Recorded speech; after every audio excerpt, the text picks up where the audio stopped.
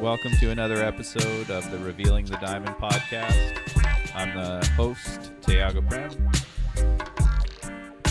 Really appreciate all of the love we received from the Jana Romer episode. What an incredible teacher she is. If you haven't listened to it, go back and give it a listen.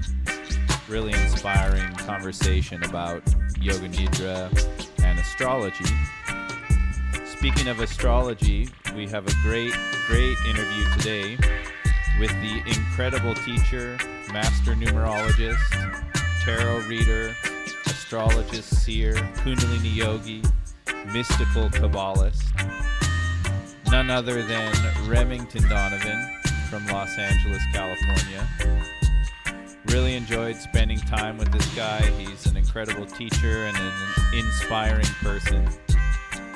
If you want to learn more about Remington Donovan, you can check him out at The Mystical Arts on Instagram, or go to one of his workshops at Rama Institute when he teaches in Venice, or book a reading.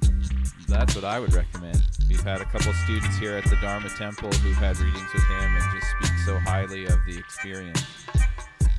So without further ado, our conversation with this incredible teacher, Remington Donovan, on Revealing the Diamond.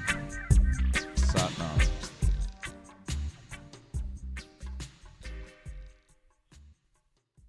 So I was wondering, Remington, if maybe what I often do with these conversations is, as we explore the content, sort of start with who you are. We know you live in Los Angeles, but just explaining to the listeners who you are, what you do, and maybe a bit of the story on how you came to the practices that you share with the world today.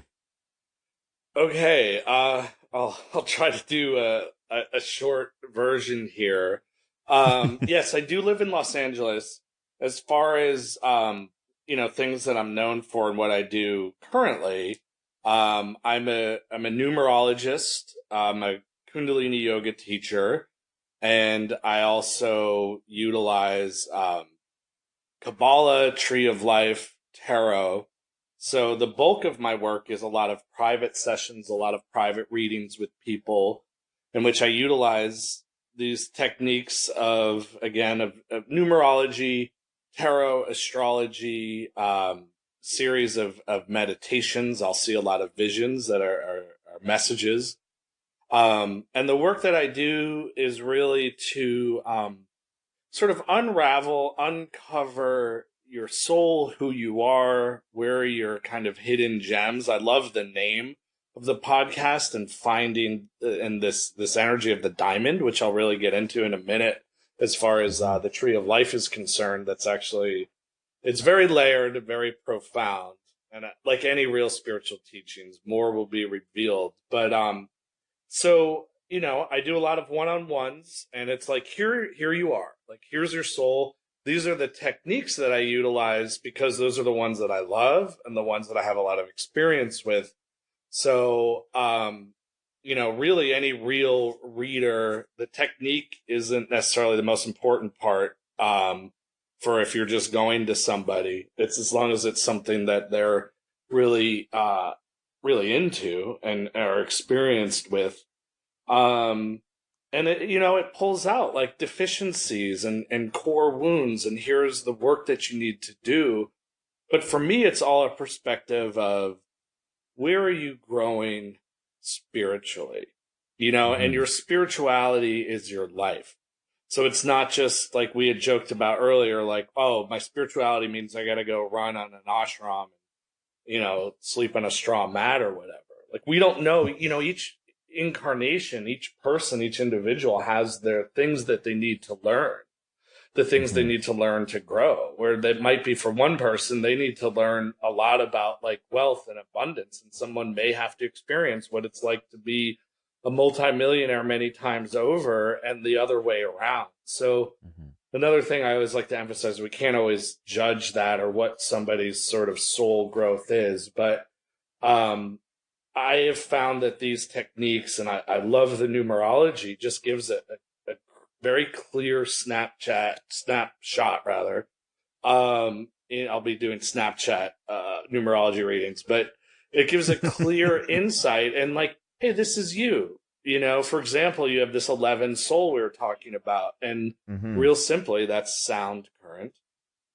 And we're doing a podcast. You have an affinity with sound, with music, with speaking, with listening, and your voice with an 11 soul gets out to the world and more people listen to it. And it's kind of funny because I have an 11 path. So both of us, like, speaking is an area that I think we've come into loving.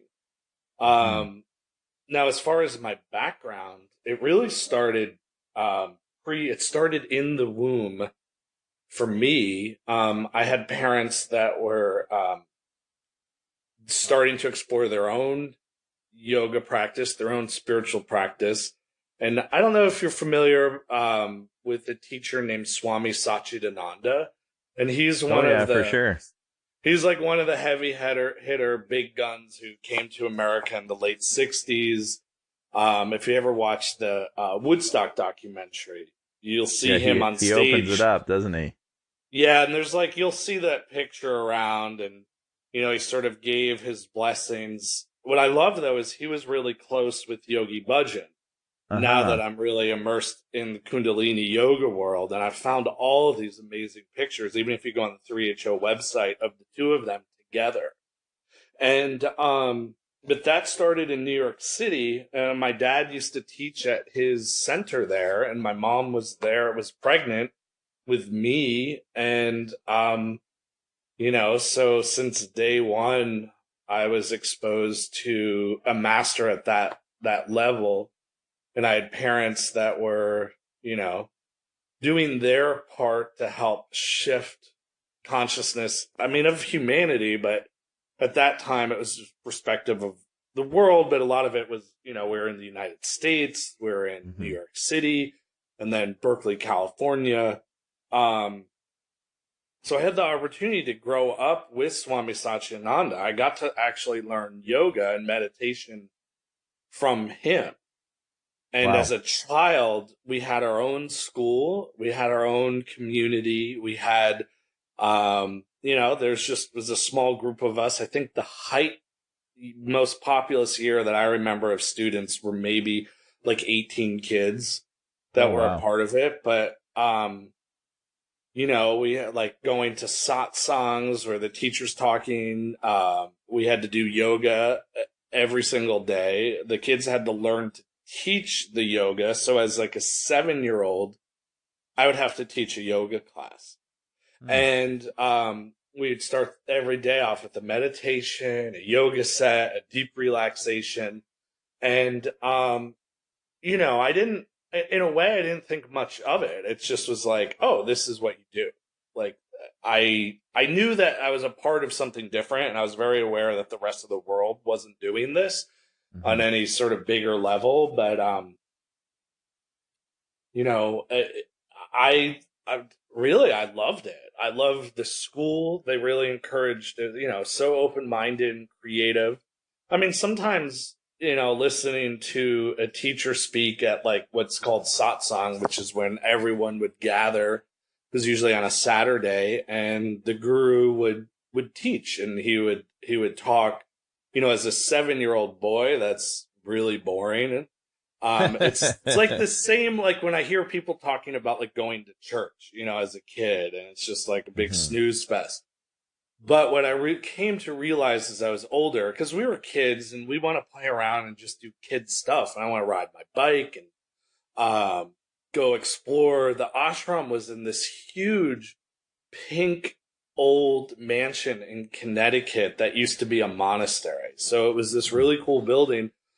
But as a child, you're just around that energy, and you're receiving the teachings on a level, I think, that's different.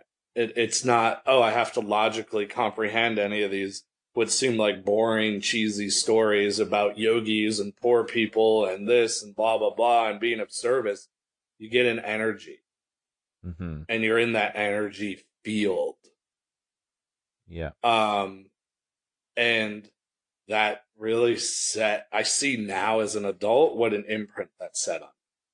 Yeah, it's an interesting thing I just thought of as you were saying that. I sort of adhere to this concept that Jung talked about where he says that the intellect is even denser than the body. And so when you're talking about kids, like you see how free they are in the body, and it means that they're not even weighed down by the weight of the intellect. So it's not necessary for them to intellectually understand what's being said. They receive it on a deeper level, especially when the teachings are coming from a pure place, which is kind of a cool way to look at it. Yeah, I really like that, and I really agree with it. And it's funny because as a kid, again, like I didn't take it for granted. I was very aware, um, and being sort of not in the norm of society. But I was still a kid. Like I loved things like Star Wars, and I got into like music like Kiss and AC/DC, and like really started to explore. Like I wanted like heavy metal, but I still loved being like to be a part of a community, and then there's chanting and ritual and pujas and a teacher like Satchidananda, and then all these people walking around in robes, beards, and long hair, and at that time this was the 70s, so it was super just hippie, and my parents' generation really did a lot to like change. It sort of was easy for me, but yeah, I wasn't as a kid. A kid's not going to listen to a bunch of blah blah blah, about doing yoga. Um, Right. but I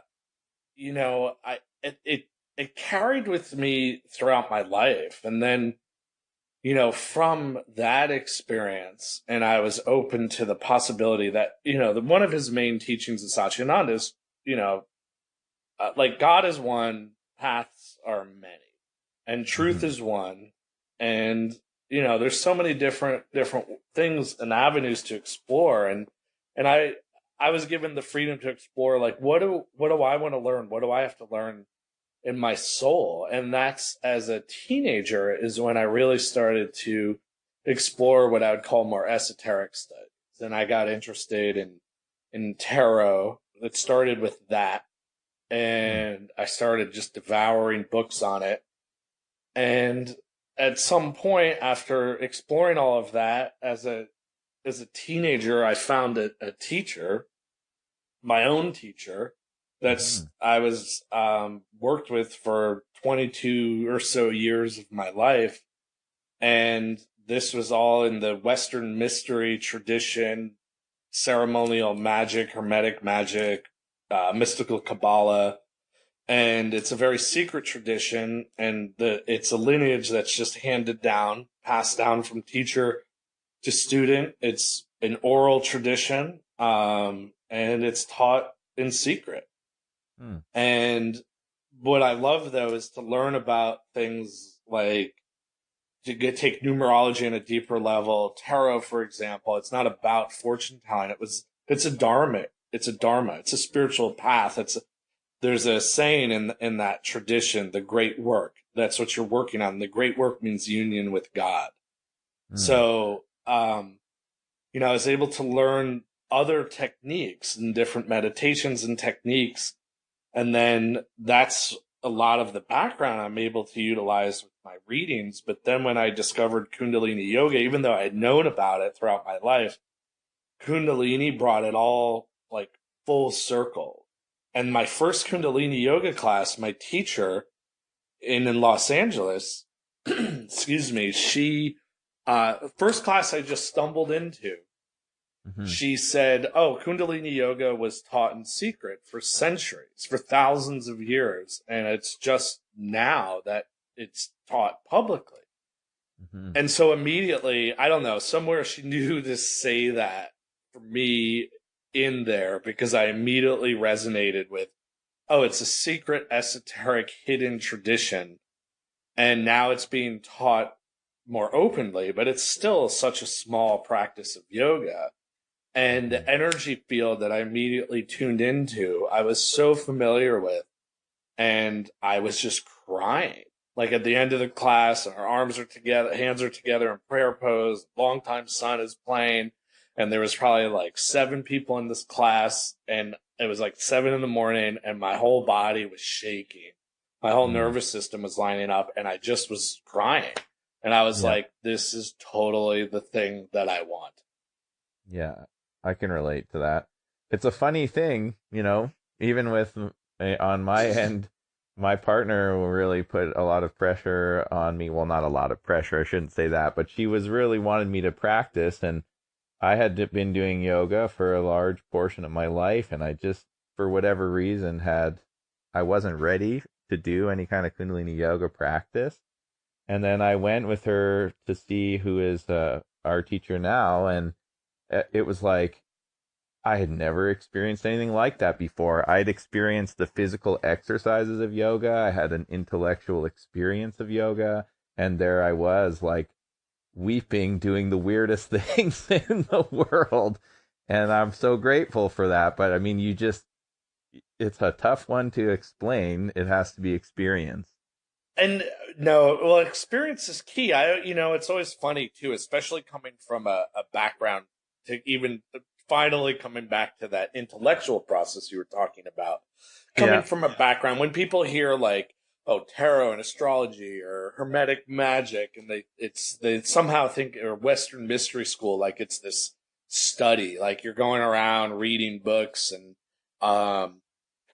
like that's being doing what I call armchair magic or being an armchair yogi. Like it defeats the purpose. You could sit around and talk philosophy. Oh, if you do this meditation, it'll activate the glandular system and you'll have these experiences. It's like, no, you got to do it. The wisdom comes through the experience. And on a spiritual path, the intellect really gets in the way. I mean, that's like one of the first triggers of the ego. The ego will use the intellect to rationalize the dumbest things, whether it's ridiculous behavior or whether it's the ego using the intellect to talk us out of our spiritual path. Mm-hmm. You've probably, I can't say for your area, but I see it all the time. People delve in, they love this. They get into some sort of spiritual practice, things are really moving along, and then they hit some stumbling block or something happens, and that energy, that ego rises up and convinces you you don't need to do it anymore, or your wife won't let you, your husband won't let you, your boss won't let you, your parents, the town you live in thinks it's crazy.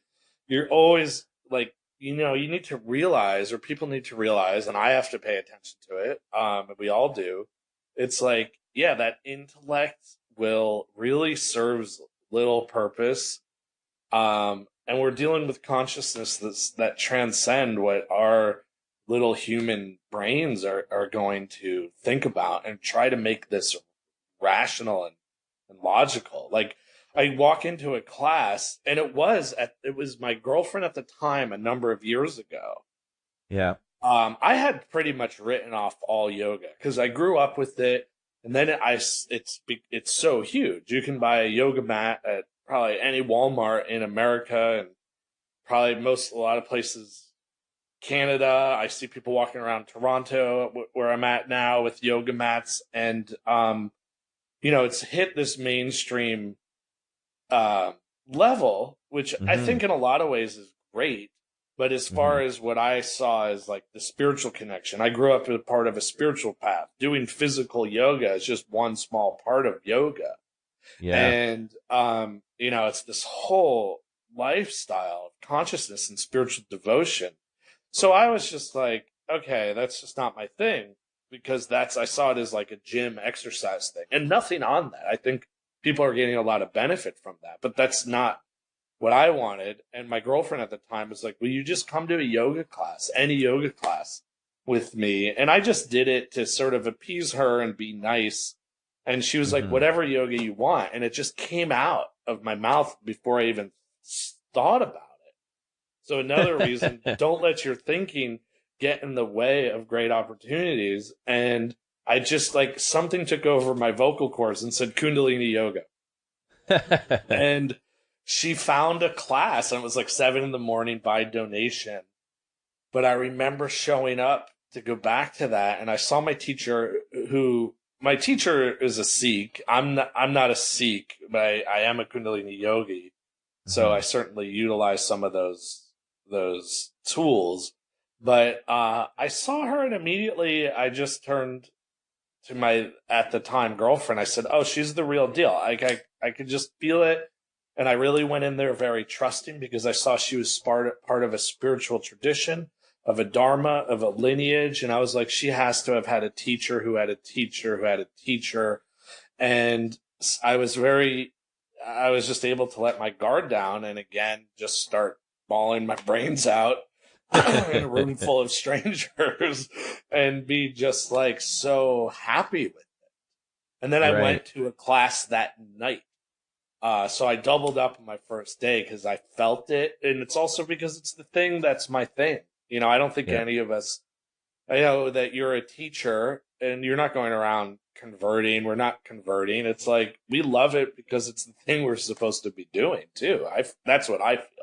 Right. And I think that also what happens is, and I've been thinking about this and reflecting about it in my own life, is some of those things, you don't even really choose them. Like, they choose you and then you align yourself, or you resist and go through all kinds of pain and suffering until you go, okay, I'm tired of the resistance. Let's try the other way. Because, I mean, I've had things come up here where, you know, I wore a turban for a year as recommended that by one of my teachers to explore that as a technology. And I had all of these incredible experiences as a result. But along the way there, I had so much resistance. Like, I didn't want to do it. And I was concerned about what people were going to think. And there was all of this stuff. But when I look back at those experiences, like, I didn't really choose to or not to. I was provided with an opportunity. I did it. When I resisted it, it caused all sorts of pain. And when I aligned with it, like, magic happened. You know, and so some of these things you don't actually choose. Like you said, Kundalini yoga just came out through you. I mean, you could say that's maybe your higher self choosing it, but your lower self doesn't really know what it's doing. You're kind of like a fumbling messiah or something like that. Oh, that's a great term. Yeah, like the Forrest Gump of spirituality. Everything just sort of lines up, which is actually a lesson of the Spool card in the tarot. It's just sort of take away your thinking, just let it, you know, let things open up. But yeah, you know, and that's a really good point too. Even for you, there was a spiritual growth in, say, for you wearing a turban. Which may not be this was a lesson for you. And so much of that growth can be challenging. And a really good teacher, I mean, they're going to challenge your ego. Mm-hmm. You know, a really good teacher isn't going to ever attack you or bring, you know, attack like your true essence, but they will dive in and pull out little things of the ego. And a lot of times that resistance, you know, people listening should you know, take that resistance that they have to things, even if it's sometimes like, I'm just tired and I don't feel like going to a class or whatever. Right. And sometimes can be a sign of tremendous growth. Oh, for sure. In so much of my magical training, these were issues that were talked about so much, and staying consistent and true on your spiritual path. And even when you get confronted with things that are uncomfortable, and whatever that growth might be, that's an opportunity. And I see how there have been times where I have made it really difficult and I resisted, and you know, things didn't work out as I wanted. And when I have learned to be open to that growth and that possibility. Like, I mean, even like the summer solstice for Kundalini, which I'd imagine a lot of your listeners are probably interested in Kundalini or may practice it, but you know, summer solstice is this intense event. It's 100 degrees up on a mountain. It's really dirty, dusty. You're camping out in a tent. And then you're waking up at like 3 a.m, doing sadhana, doing yoga, then going into an 8-10 hours, one time 12-hour day of like intense white tantric Kundalini yoga.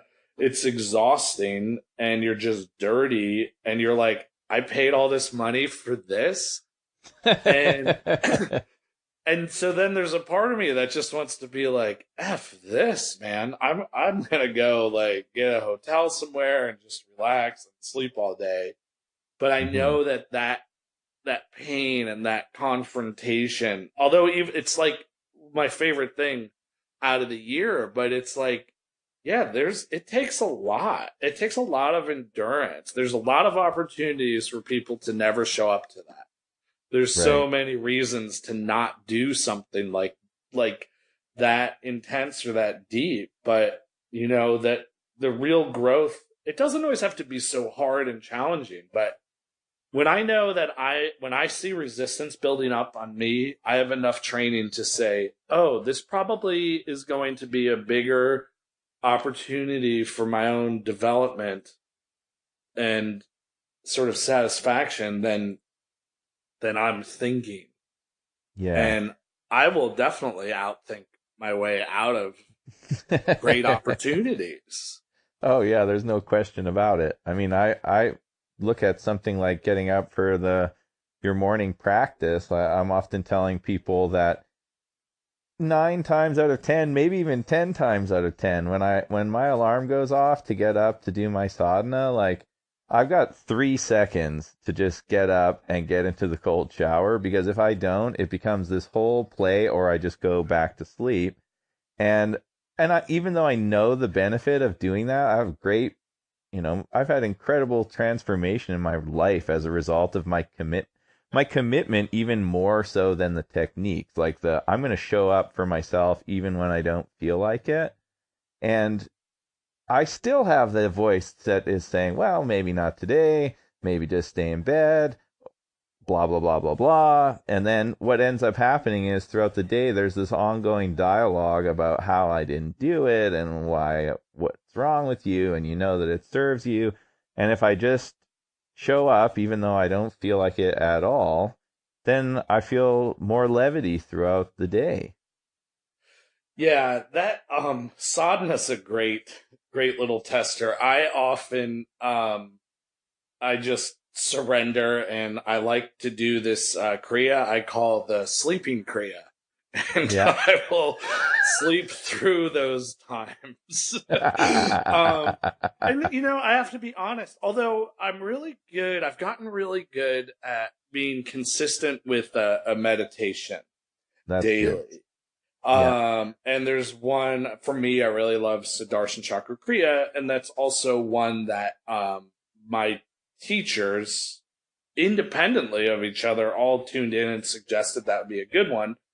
And so that consistency, I get very dedicated to. And then I'll admit, I go through phases of like the Amrit Vela, like those times, but it's so powerful and it's so amazing. And the, like, sometimes I know with Kundalini stuff, I've experienced like immediate things where things have showed up in my life, and I'm like, wait a minute, I just did 3 minutes of prosperity meditation, and then go into when I had like a regular job, and it's like, wait, I just got a raise today, or for me, like clients will start. Now it's like, a lot of the work I do, and I work for myself, but all of a sudden I'll like do that, and then I look down afterwards in my phone, and there's like 6 emails like to schedule things. But at the same time, like anyone listening,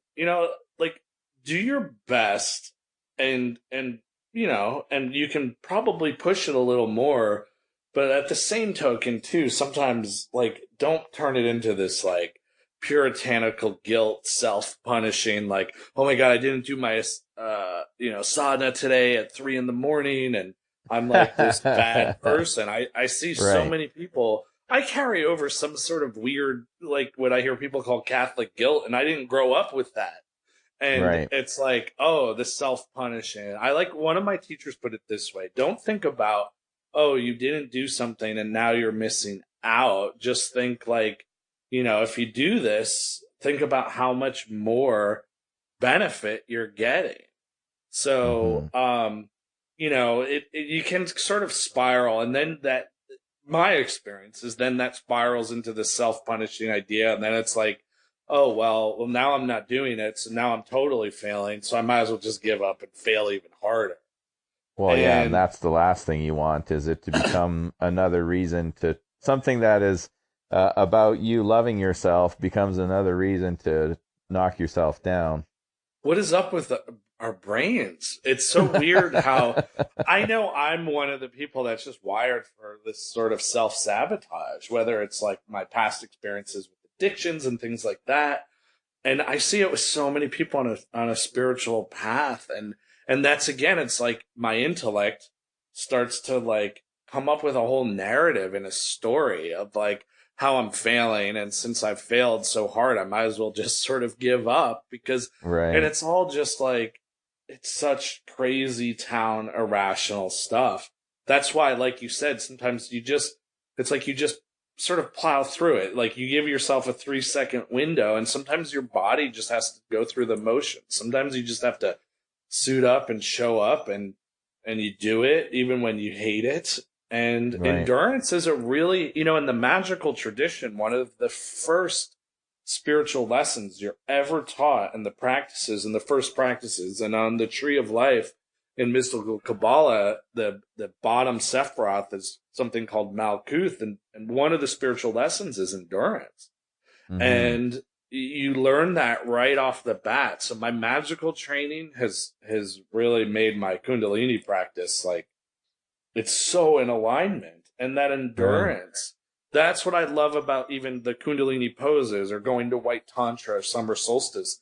There's a level of endurance. It's a little almost quasi militant, but that endurance, I see the actual tangible results. I see how my life has changed, and I get to do what I love as my job. Yeah. And that's like one sort of physical manifestation, but the amount of fulfillment and the loving community that I have, and the sense of purpose, even when I was just working like in a store and doing Kundalini, like I was like, oh, I get up, I do a meditation, I just feel really good. And so I go out Hmm. throughout my day, real simple. I feel great about stuff. And within that mindset, a lot of opportunities have opened up for Well, yeah, that's the thing, because you're walking around as you, with a little space between your thoughts. I think that's what happens to people, is that there's no space between your thoughts, and then you end up missing out on who you are. me. You know what I mean? Like Yeah, you well, cloud your you crowd your head. I sort of use the term mental real estate, and I even talk. Speaking of recovery, I talk about that in recovery, because I'm also in recovery, and people always go through, like, alcohol is such an acceptable thing in our culture, and then you think like, okay, well, an alcoholic is somebody who is like hiding vodka all over the house and like completely wasted all the time. And I sort of look at, alcohol as a neutral thing, like technology or something like that. And it depends how much mental real estate it's taking up. Like, if you're thinking about a glass of wine and you're like, I'm going to have a glass of wine with dinner, and then you have 2 glasses of wine, and then the next day you feel bad because you had two, and then you're not going to have any. And then you start asking whether you should drink at all. And then your whole head is going around and around and around in circles over what's supposed to be just a glass of wine. That's a drinking problem.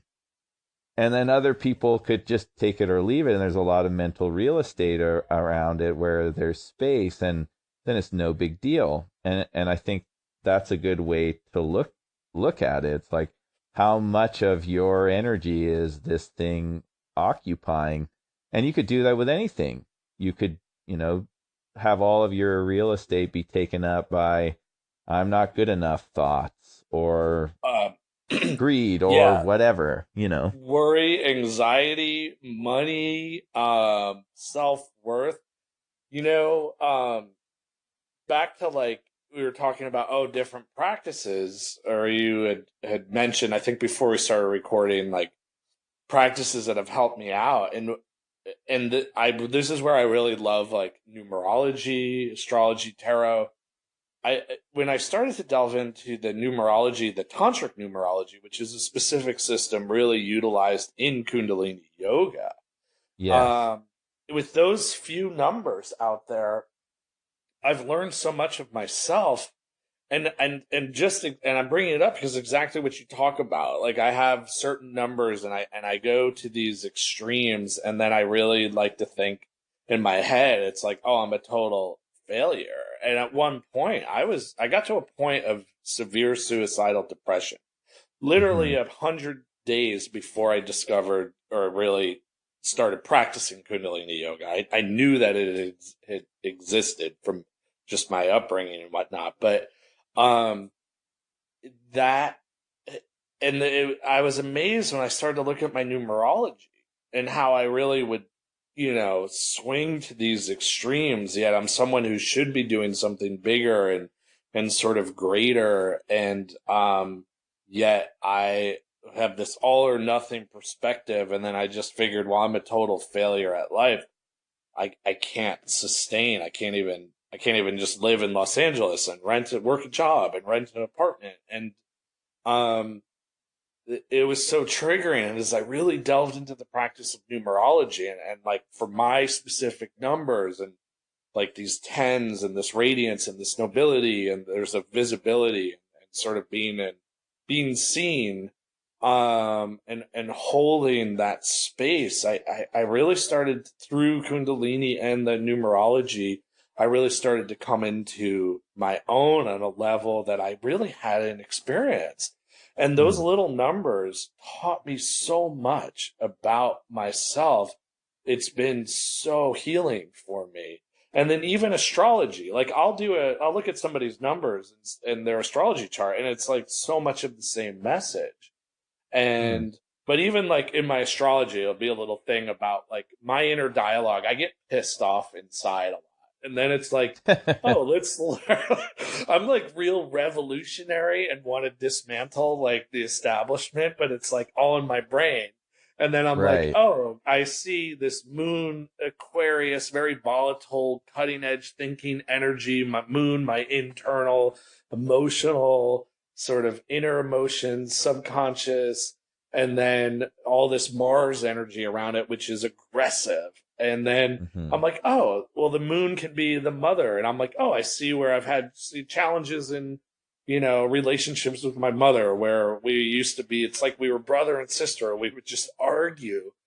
And I swear to God, just looking at that on a map, where you're like, oh, wait a minute. Oh, this is just here. It's like I decompartmentalize it. I separate from it. I'm looking at myself. I'm dissecting myself. And I'm like, oh, this totally makes sense. I don't have to Right. be that way. Okay. Isn't that kind of funny how here it shows? Or like, I have a 10 karma, and that's like the energy 10 should always stay great. But if you look it up in books, or I teach about the numerology, 10 is this energy of all or nothing. And it goes, am I total number one, or am I a total zero? And it's a lot easier to just be a zero and accomplish nothing, Hmm. than that. But that 10, when I come into that, when I'm doing my practice, when I'm teaching, when I'm in alignment, when I'm being sort of seen more, it's the radiant body. And I carry a certain ability now that has like been this cure of like so many things in my life, and where I felt I was deficient, so much has shown up. So, Right. and that's what I do with other people. And we look at the numbers and you break it down, and it's so layered. Each number is infinite. Those are just anyone getting into the numerology, whatever you read about it, those are just good jumping off points. Yeah, and I think the way you're just explaining that was so right in alignment with that comment about the mental real estate, because just having the knowledge of the astrology or the numerology of who you are, that just like a meditation creates space. It's like, oh, well, this is sort of how you behave and this is the reason why. And you go like, oh, wow, okay. And you're able to navigate your moments a little more clearly, just having that bit of understanding of who you are. So it does operate like a meditation, as a practice of making space and, self-knowledge and actualization, doesn't it?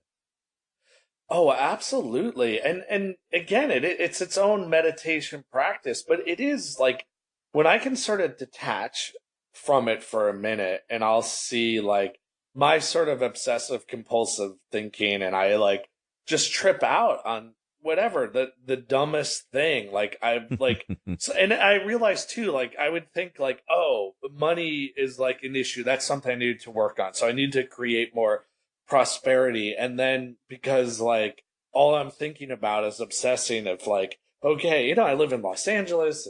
I'm like, it's kind of a pricey city. And then it's like, oh, this treadmill and I got to pay rent. And it's like car. And then when I make more money, I realize, oh, I get just as anxious. And then I'm like, well, what do I do? How do I organize it?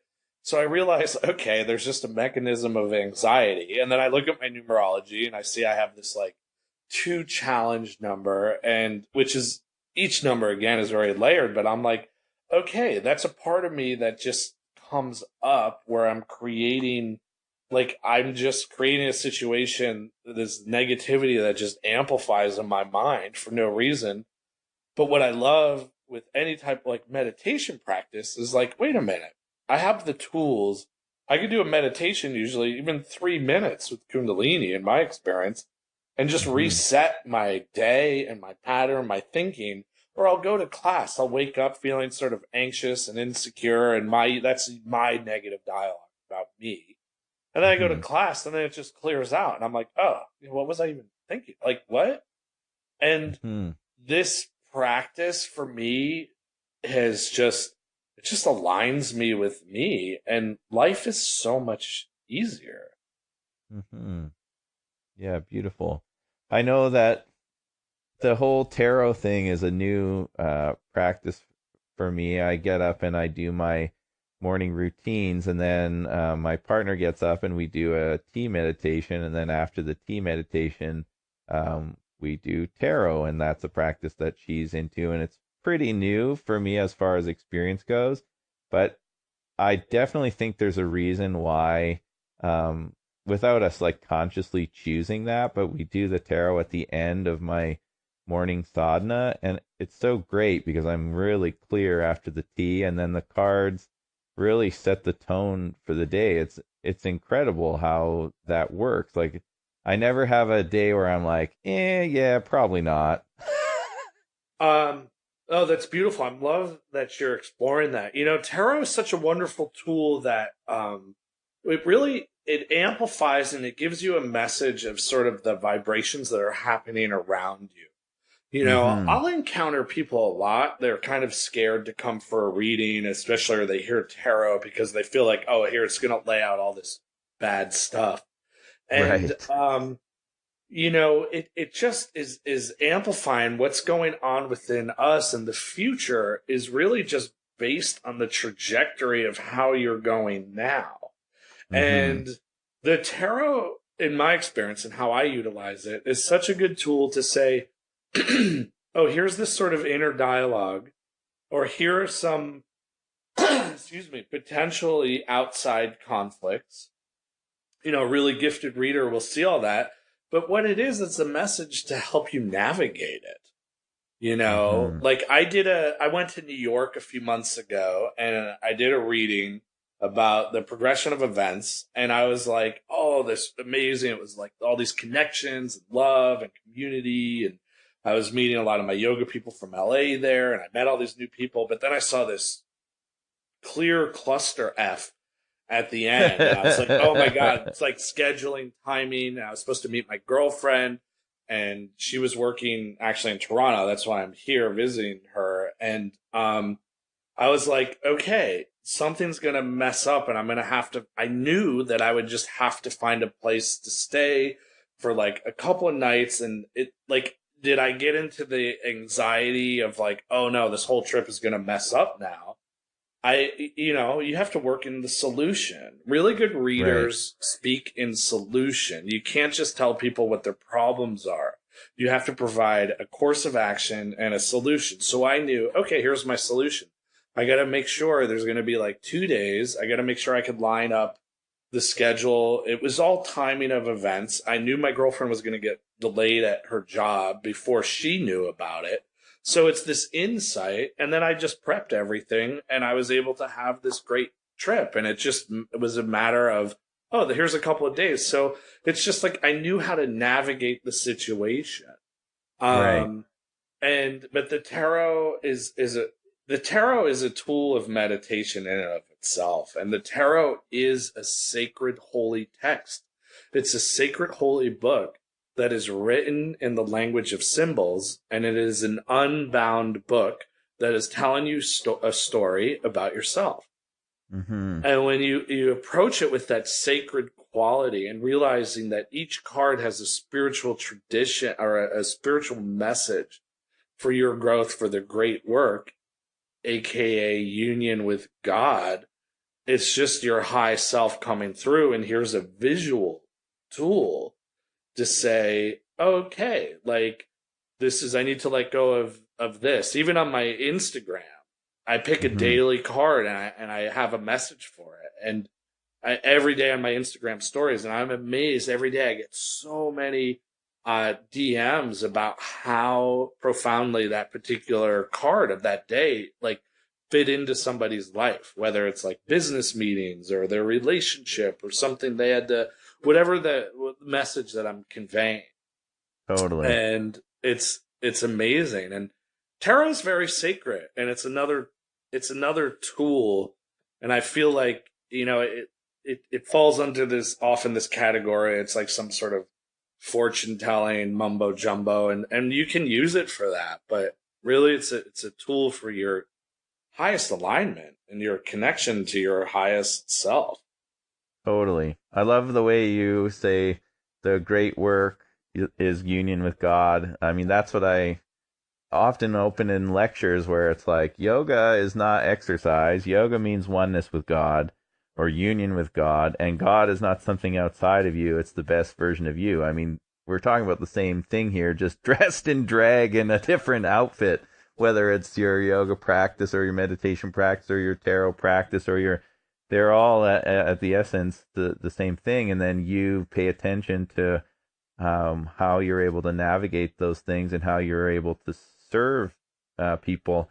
I heard you say on the interview with Guru Jagat, you made a comparison between the Guru Granth Sahib and the tarot, and I was like, yes, that was so bang on. I loved that.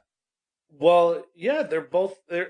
I love that, like, this concept that the guru, which is like the living embodiment of the teachings, Mm-hmm. and that conduit and connection to God, is living in this book. And so I will read from the guru because it's sound current as well.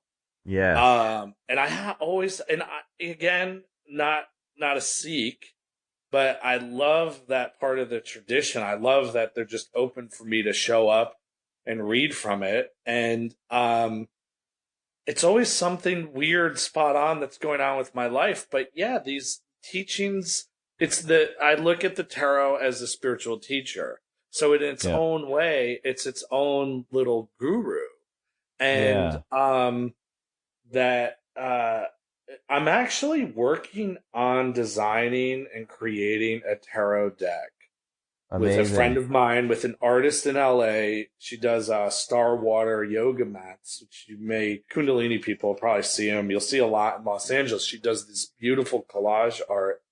And our teachers really are supportive of this project because I want to bring in that essence and that energy of the gurus and all of my background.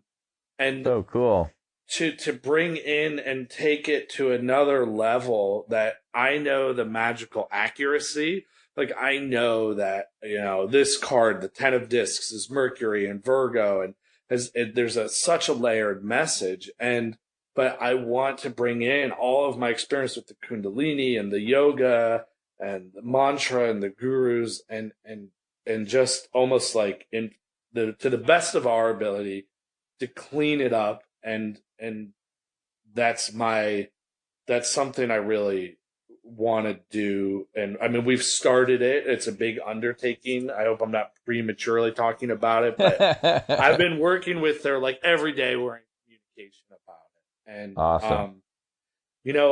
I want to bring that energy. I'd love to see yogis using it. I see where a lot of that energy people have used in more sort of dark areas or confused, and it gets lost in this mumbo jumbo of like, it's like the city powers in yoga. Those are just like psychic powers are just that. They're not necessarily attached to spiritual growth. When people hear, oh, you studied ceremonial magic, they think you're like sitting around trying to be a wizard. And that's not it at all. That's actually sort of an insulting term to someone who really would consider themselves a magician. A magician Right. and a yogi and a sage are the same words, and you're always working towards God. And just to be able to manipulate energies and forces is not any sign of spiritual attainment or spiritual growth. And you hear Yogi Bhajan talk about it. You'll hear Yogananda talk about it. You'll hear these yogic masters and these gurus talk about, just the city powers are like these powers that yogis could like, sit in a frozen pond or not breathe for an hour, whatever the case is. That is not a dharma. Right. Those are Yeah, just it's not being the able point to, at all. and those It's are propaganda. as you grow, and just anyone with a meditative practice is going to naturally start to be more intuitive. So Right. that's why tarot's real use, numerology's real use, is your spiritual growth. Mm-hmm. And I'll ask questions. Sometimes it's sort of quote unquote mundane things like, should I buy this pair of shoes? Like, no big deal. I mean, what's the big consequence of my life? But hey, Yeah. Are these shoes, like, maybe it's more in alignment. Maybe it was a little bit of a splurge, but I felt good about them. And the cards will say, oh, that's ridiculous, or that's, why not, or really whatever. But, Sure. we always make spirituality about some grand thing, and you got to go and get up at 3 a.m. It's like, it's the whole of your life. Every Yeah. experience is part of your growth. I took out Totally. the recycling this morning, and I was just like, oh, that's an experience, and I'm clearing. Just like we do meditations to clear our mind and our subconscious. And what's the difference between me pulling out all the recycling and clearing it out of the house and making everything look clearer and cleaner and nicer, and it feels better? Yeah. I mean, it's not that different. Yeah, that's so true. Hey, I wondered if you talk a little bit about what we have coming on down the line, like with the new moon, and is there anything that we need to know about the upcoming year? I love how we sort of came at it from this parallel lines of meditation and numerology and astrology, and I wondered if you maybe give us some insight as to what we have to look forward to with this new moon and with the upcoming events. And I always love hearing your insight when I can listen to a recording. And I've had a couple of students come and see you for readings in person and online, and thought, this would be a great opportunity to hear some of that insight from you. Great. Now you're gonna totally test my astrology. Wait, we're in what is it? March, right? Oh yeah, it's coming up. It's the 17th, I believe. Yeah, I actually have my my sober birthday is on March 19th, and my actual birthday is on March 29th. I love clean time or sobriety time sort of astrology and birthdays, and I like to look at numerologies of it. Well, so yeah, we're dealing with the new moon in Pisces on well, and just so any of your listeners know, or if you're learning astrology, and I just actually taught a 101 astrology, you'd think I sometimes I go through phases where I'll track astrology more, I'll track numbers. But so Pisces is actually very deep and can be a hard energy field for a lot of people to line up. Now, as meditators, we're basically in our jam. So let's look at the energy of Pisces. The new moon is going to be also whatever the sign is in. The new moon will be in that sign. The full moon is the opposite sign. But we had that full moon in Virgo a little while ago. But so Pisces is the energy of God. It's ruled by Neptune, and this is the energy of God. And the spiritual lessons there is to see God in everything, and to feel and understand that everything is an experience, is an extension of God. Just like that saying, these are old teachings of astrology. Just like Yogi Bhajan says, if you don't see God in all, you don't see God at all. That is one of the biggest lessons of Pisces. Pisces is about the depth of imagination, and it's really the depth of God in everything. Just like this ocean, the depths of the ocean, Pisces is this energy that can soak into everything. The challenge is with Pisces, it's the sign of self-undoing. And it's, we hear all this negative energy, especially, or negative talk about the Piscean age, especially in Kundalini, because there's a oppression within that energy field.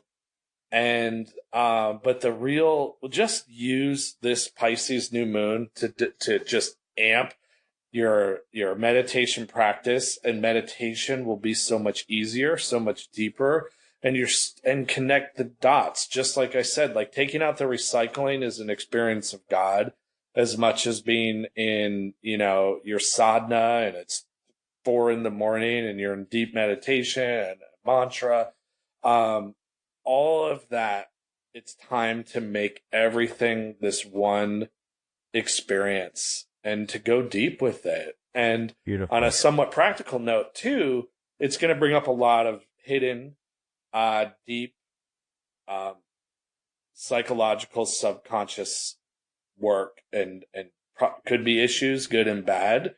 The Pisces resonates with the moon card in the tarot. And the moon card is a spiritual lesson of the sun is always shining and there's always a light at the end of the tunnel. And in the deck that I use, there's a scarab, and that scarab in ancient Egypt, that little winged beetle called Kephra, that is the sun that shines at midnight, meaning that the darkness that we see at night is an illusion. And that little beetle understands how to navigate, and it always follows the sun. But even at night, it follows the moon. And then when there's no moon, it navigates through the Milky Way. So it never loses its way. So Pisces is saying, don't lose your way. God is your way. Otherwise, it becomes the energy of self-undoing because you haven't lined up to your internal navigation through God. Does that make sense? Yeah. And when you navigate through that lens and notice that you're just having this unified experience with divinity at all times, things will work out a lot better for you. Otherwise, because Pisces is the sign of addiction. And so addiction, self-undoing, suicide, all this like not lining up. So just be gentle and nurturing and caring to yourself. Go into deep meditation and allow, we have practices where you just clear that stuff, and there's a huge light coming at the end of the tunnel. So if any of your listeners have been going through some stuff lately, or struggling emotionally or other areas in their life, know that there's this light, and there's this light trying to come through. And, you're not separate from divinity. Yeah, I love that. So Beautiful. Really, to make it super simple, just meditate a lot that day.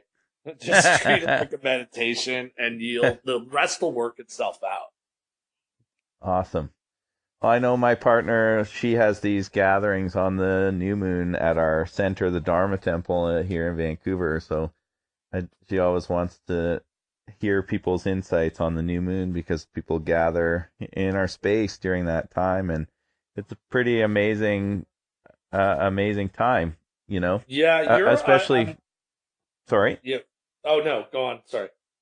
Uh, no, go ahead. I wanted to hear what you said. Oh, I've just watched some of the work that you're doing, and I love it. And just in case, I kind of went in there assuming, oh, people know the new moon is like when things are new. So remember that no matter what the new moon is, it's always a time for new projects, new beginnings, at least set new intentions. You know, the moon it goes, it disappears, and now it's starting over again. So kind of you can wipe the slate clean, and it's great for new opportunities. So just set intentions, whatever, do something new. And I love this energy and this Piscean energy. Awesome. Well, thanks so much, Remington, for taking the time to chat with me. How do people get in touch with you if they want to? Like, do you do readings from a distance, or is Oh it? yeah, I do. Absolutely, a good question. I'll do a little promotion here, but yeah, I do readings literally all over the world. So internet, Skype, etc., FaceTime. If you're in Los Angeles, I will do them in person. And my website is Remington Donovan, .com. A Mhm. great tool that I love has been Instagram, because I kind of teach through my Instagram, and my Instagram is called The Mystical Arts. And if you follow the stories too, I always pull a card every day. And so people message me through that. So my website and Instagram, again, www.remingtondonovan, RemingtonDonovan.com. And then my Instagram is at The Mystical Arts, TheMysticalarts. Those are the best ways to get a hold of me. Awesome.